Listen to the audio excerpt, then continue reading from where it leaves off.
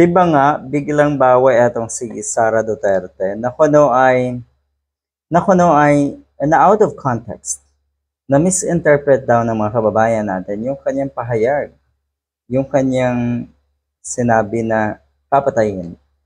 Kung sakali man na siya ay mamatay, meron na daw siyang kinausap na hitman or assassin naman para ipapatay yung tatlo, si PBBM, si First Lady at si Speaker Romualdez.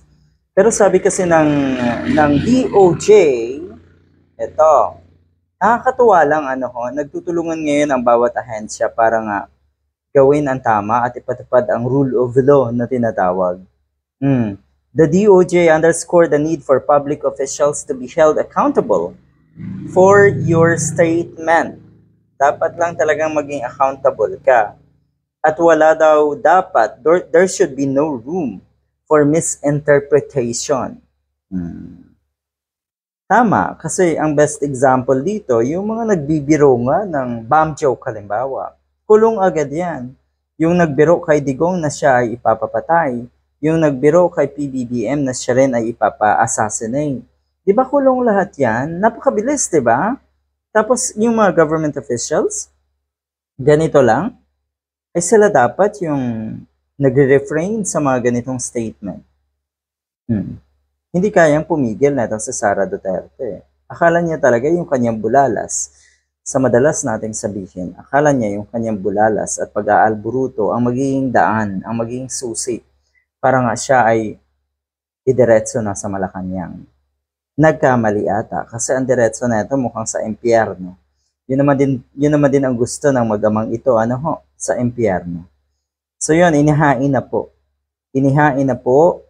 May kaso na rin, siguradong makakasuhan etong si Sara Duterte, kung ano man, kahit yung yung nangyaring standoff sa isang hospital, nung ita-transfer na yung kanyang chief of staff, mukhang marami ring kaso ang posibleng ihain para kay or laban kay Sara Duterte doon sa insidenteng yon.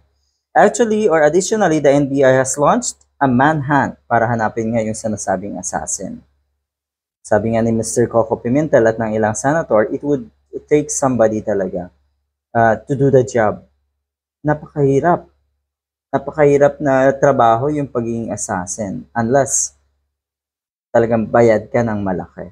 So sa puntong ito, ang napakasaklap dito, yung magiging kaso or posibleng maging kaso na si Sara Duterte ay yung mga batas na pinirmahan mismo ng kanyang ama. Nasampulan ka. Ikaw tuloy ang nasampulan ng mga batas na yan. Sara Duterte, terorista. NBI summons Sara over possible violation of the anti-terror law signed by her father. At syempre, bukod dyan, ulitin natin, marami pa pong kaso na ihain ang PNP, ang NBI, kasama na rin ang DOJ. Ayan. Good luck, Ms. Sara Duterte. Sana sa puntong ito, kung totoong bumawi ka or kung totoong nagkambyo ka agad, hindi ginatungan pa rin kasi na itong tatay mo. Hindi kayo masyadong nag-uusap, Baka sakali kasing makalusot pa nung binawi mo yung pahayag mo na yon. Kasi ang sabi ngayon or kamakailan si Digong, meron siyang panawagan sa Armed Forces of the Philippines na sila lang daw ang may gut para i-correct nga itong mga Marcos kasama na rin si Romualdez. Na ang ibig sabihin, military uprising ang gusto natong si Digong. Good luck!